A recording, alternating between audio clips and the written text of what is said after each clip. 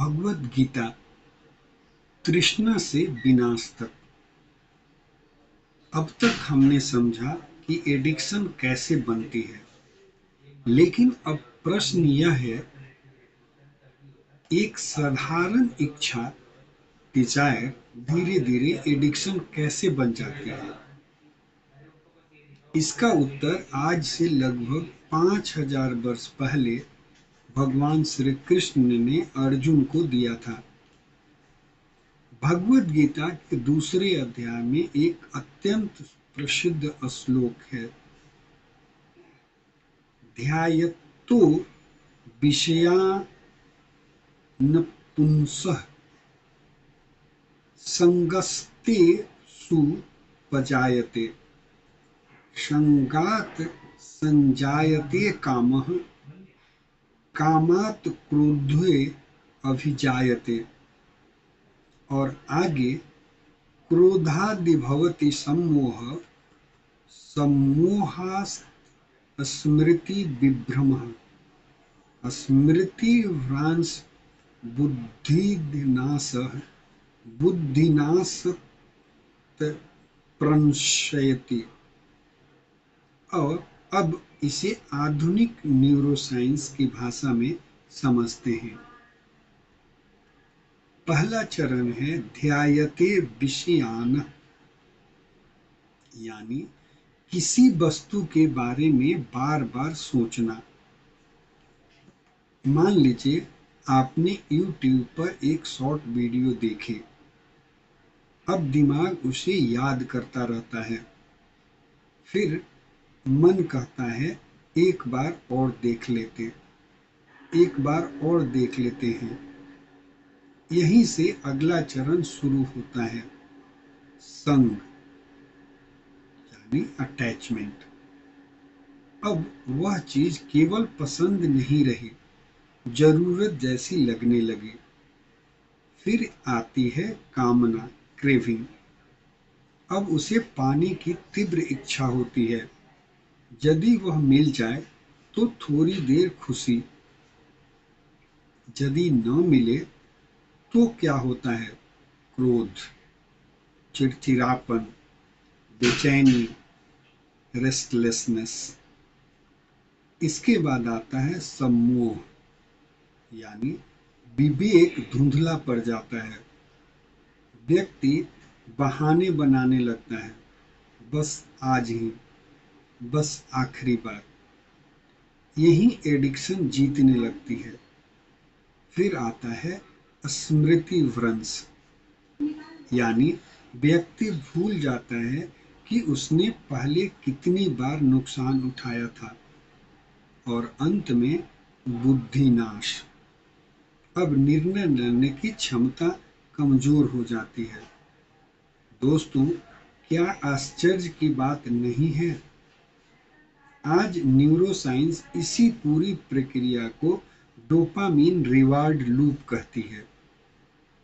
भगवान श्री कृष्ण ने इसे हजारों वर्ष पहले ही समझा दिया था। साइंस मैकेनिज्म बताती है, गीता डायरेक्शन देती है। एक दूसरे के पूरक, दोनों विरोधी नहीं, एक दूसरे के पूरक हैं।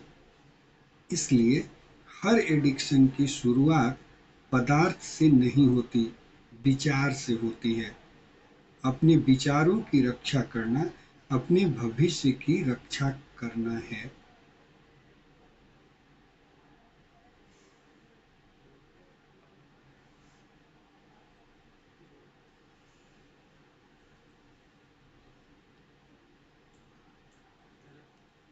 एडिक्शन का विशियस साइकिल।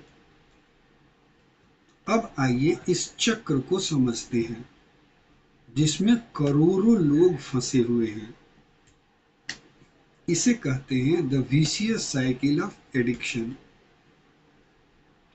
कल्पना कीजिए, एक युवक नई नौकरी पर गया है। वह थोड़ा इंट्रोवर्ट है, उसे लोगों से बात करने में झिझक होती है। यह पहला चरण है एंजाइटी। अब ऑफिस के कुछ लोग स्मोकिंग करते हैं, वे कहते हैं चलो बाहर चलते हैं, वह भी चला जाता है। यहाँ उसे एक्सेप्टेंस मिलती है। अब उसे लगता है यार सिगरेट नहीं, दोस्ती अच्छी लग रही है। लेकिन उसका ब्रेन दोनों को जोड़ देता है। अब अगली बार तनाव आया तो ब्रेन कहता है सिगरेट पी लो। धीरे धीरे एक्साइटमेंट कम हो जाती है। अब पहले जैसी फीलिंग पाने के लिए 2 सिगरेट चाहिए, फिर 3, फिर पूरी डिब्बी। अब क्या होता है, बाकी जीवन फीका लगने लगता है। घर बोरिंग, काम बोरिंग, किताब बोरिंग, परिवार बोरिंग, लेकिन सिगरेट, यही सबसे एक्साइटिंग, यही विशियस साइकिल है। अब मैं आपको भगवत पुराण की एक सुंदर घटना याद दिलाना चाहता हूँ। राजा भरत अत्यंत महातपस्वी थे। उन्होंने राज्य छोड़ दिया था, लेकिन एक दिन उन्हें एक छोटे से हिरण के बच्चे से प्रेम हो गया।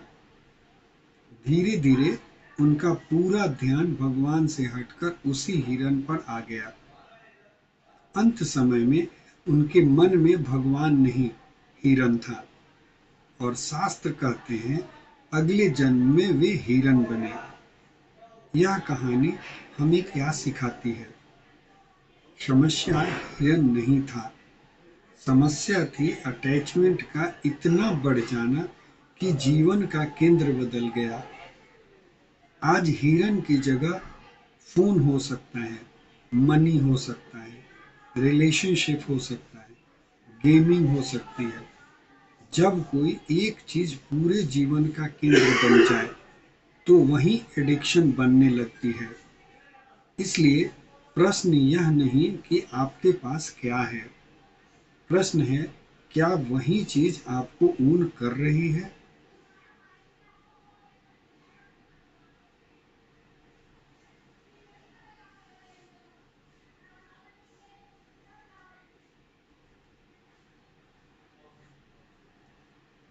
गिल्ट, सेम और एडिक्शन का छुपा हुआ जाल।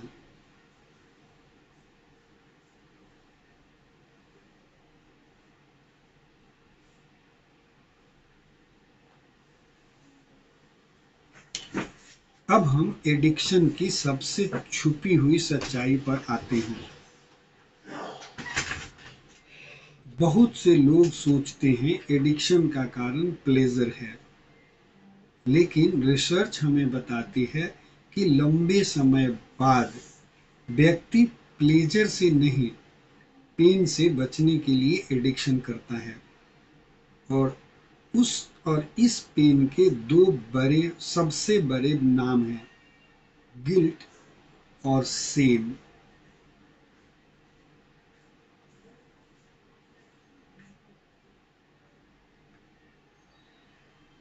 इन दोनों में अंतर समझिए। गिल्ट कहती है मैंने गलती की है, लेकिन सेम कहती है मैं ही गलत हूं। यही फर्क रिकवरी का रास्ता तय करता है। यदि कोई व्यक्ति सोचता है मैंने गलती की है तो वह बदल सकता है, लेकिन यदि वह सोचने लगे मैं निकम्मा हूं, मैं कभी नहीं बदल सकता, तो एडिक्शन और मजबूत हो जाती है। यही कारण है कि बहुत से लोग स्ट्रेस में शराब पीते हैं, फिर शराब पीने के बाद गिल्ट होता है, उस गिल्ट से बचने के लिए फिर शराब पीते हैं। देखिए कैसा भयानक चक्र बन गया। Pain, addiction, temporary relief, guilt और फिर पेन। अब यहाँ रामायण का एक अद्भुत उदाहरण देखिए। जब हनुमान जी पहली बार समुद्र के किनारे पहुंचे तो वे अपनी शक्ति भूल चुके थे। उन्हें लगता था मैं इतना बड़ा कार्य नहीं कर सकता। तब जाम्बवान जी ने उन्हें उनकी शक्ति याद दिलाई। ध्यान दीजिए, जामवान ने हनुमान जी को शर्मिंदा नहीं किया। उन्होंने यह नहीं कहा तुम कमजोर हो, उन्होंने कहा तुम अपनी शक्ति भूल गए हो। यही रिकवरी का सबसे सुंदर सिद्धांत है। हर एडिक्टेड व्यक्ति को किसी ऐसे जामवान की आवश्यकता होती है जो उसे उसकी कमजोरी नहीं, उसकी क्षमता याद दिलाए। इसलिए यदि आपके परिवार में कोई एडिक्शन से जूझ रहा है तो केवल डांटना, अपमान करना और तुलना करना शायद उसकी समस्या बढ़ा देगा। लेकिन यदि आप प्रेम, धैर्य और सही मार्गदर्शन देंगे तो वही व्यक्ति फिर से उठ सकता है,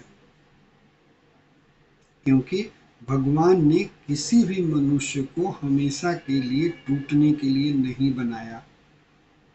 हर मनुष्य के भीतर एक सोया हुआ हनुमान है जिसे केवल अपनी शक्ति याद कराने की आवश्यकता है।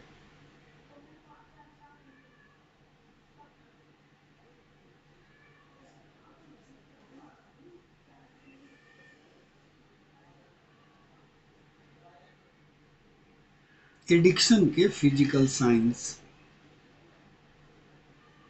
अब तक हमने एडिक्शन की फिजियोलॉजी समझी, लेकिन एक महत्वपूर्ण प्रश्न है, कैसे पहचाने कि कोई आदत अब केवल आदत नहीं रही बल्कि एडिक्शन बन चुकी है। इसके कुछ स्पष्ट संकेत होते हैं। सबसे पहला संकेत है क्रेविंग, तलब। क्रेविंग केवल इच्छा, डिजायर नहीं होती। इच्छा कहती है मिल जाए तो अच्छा है, लेकिन क्रेविंग कहती है अभी चाहिए, नहीं मिला तो चैन नहीं मिलेगा। यही क्रेविंग धीरे धीरे व्यक्ति को नियंत्रित करने लगती है। दूसरा संकेत है ऑब्सेशन, यानी हर समय उसी के बारे में सोचना। मान लीजिए आप परिवार के साथ बैठे हैं, लेकिन मन बार बार मोबाइल की नोटिफिकेशन पर जा रहा है। या कोई व्यक्ति ऑफिस में बैठा है, लेकिन दिमाग शाम की ड्रिंक के बारे में सोच रहा है। शरीर यहाँ है लेकिन मन कहीं और है। यही ऑब्सेशन है।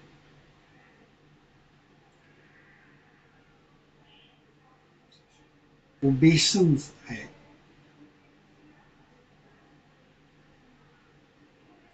तीसरा संकेत, जब एडिक्शन वाली चीज न मिले तो खुशी गायब हो जाती है।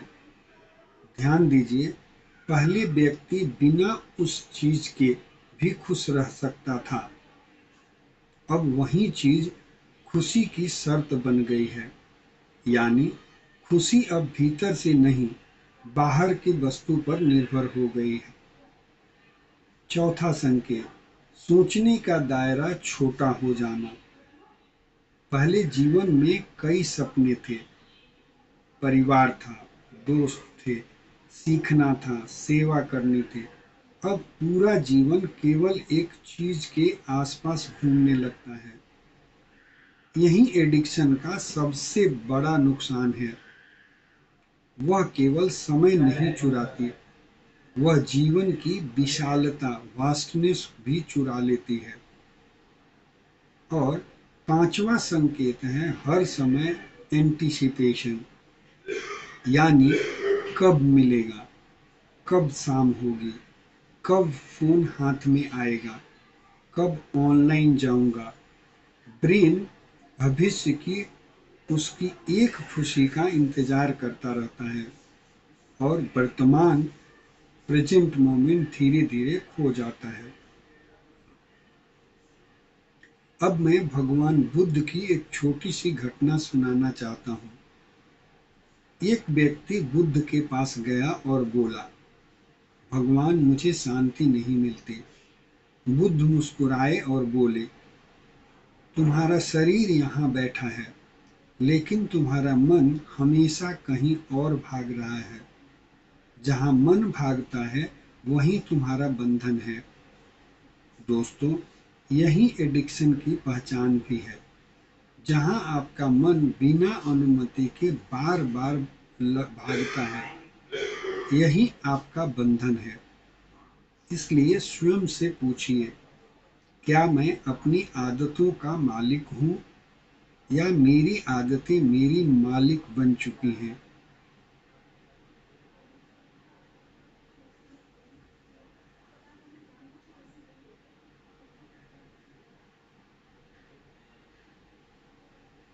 रिकवरी एक ग्रीविंग प्रोसेस है। अब हम रिकवरी की सबसे गहरी सच्चाई समझते हैं। बहुत लोग सोचते हैं, बस आज से छोड़ दो,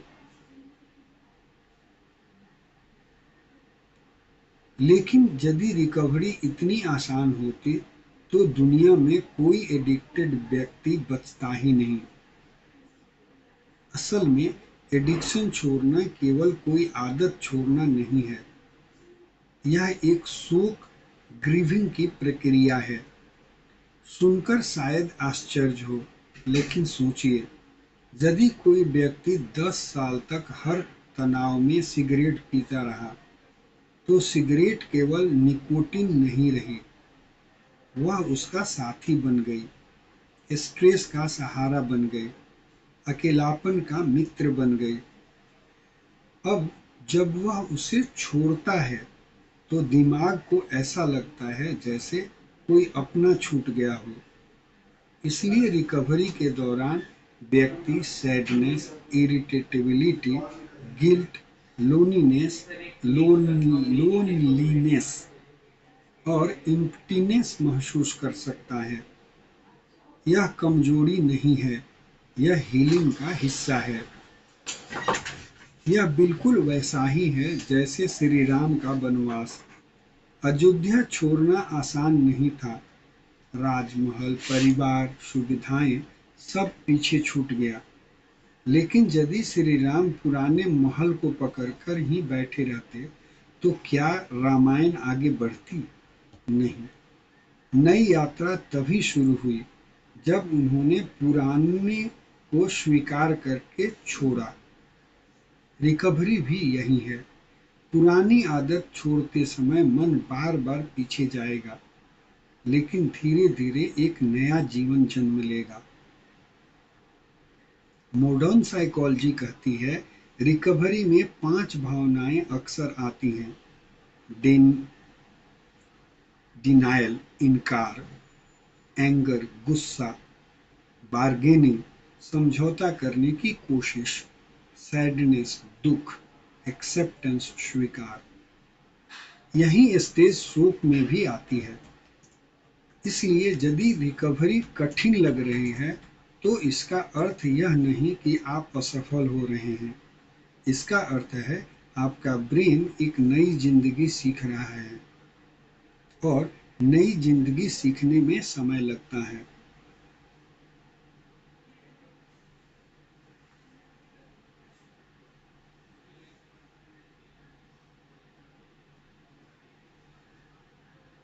रिकवरी के पहले कदम। अब सबसे महत्वपूर्ण प्रश्न, रिकवरी शुरू कहाँ से करें? बहुत लोग सोचते हैं पहला कदम है विल पावर, लेकिन रिसर्च कुछ और कहती है। सबसे पहला कदम है इन्वायरमेंट बदलना। क्यों? क्योंकि हमारा ब्रेन क्यूज से चलता है।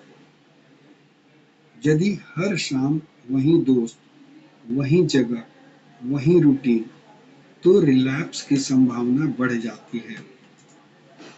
इसलिए नई जगह खोजिए, नई हॉबी सीखिए, नई कम्युनिटी से जुड़िए, working group, yoga class, music, meditation, volunteering, spiritual सत्संग, पुस्तक चर्चा, कुछ भी जो आपको नई पहचान दे।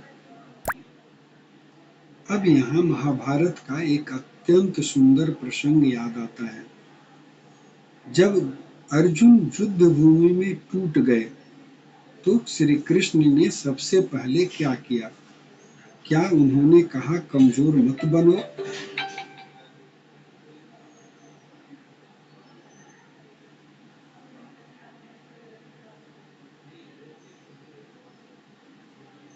कम नहीं, उन्होंने अर्जुन का संग बदल दिया। अर्जुन केवल अपने मन की सुन रहे थे, अब उनके साथ श्री कृष्ण थे, यानी सही संगति। भारतीय संस्कृति सदियों से कहती आई है, संगत का रंग लगता है। यदि आपकी संगति विकास चाहती है तो आप भी ऊपर उठेंगे। यदि संगति केवल नाश, शिकायत और नकारात्मकता चाहती है तो वहां से बाहर निकलना है। रिकवरी का पहला कदम है। एक और महत्वपूर्ण बात, रिकवरी के शुरुआती दिनों में जीवन थोड़ा फीका लग सकता है। क्यों? क्योंकि आपका ब्रेन लंबे समय तक आर्टिफिशियल डोपामिन का आदी रहा है।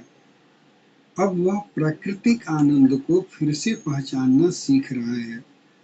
जैसे तेज मिर्च खाने वाला व्यक्ति शुरू में साधारण भोजन को फीका समझता है, लेकिन कुछ सप्ताह बाद उसी भोजन का असली स्वाद महसूस होने लगता है।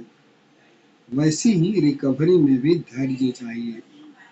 धीरे धीरे सुबह की हवा, परिवार की मुस्कान, बच्चों की हंसी, प्रकृति, प्रार्थना, संगीत और सेवा फिर से आनंद देने लगते हैं। यही है नेचुरल डोपामिन का पुनर्जन्म। इसलिए याद रखिए, रिकवरी का अर्थ केवल एडिक्शन छोड़ना नहीं, रिकवरी का अर्थ है स्वयं को फिर से खोज लेना,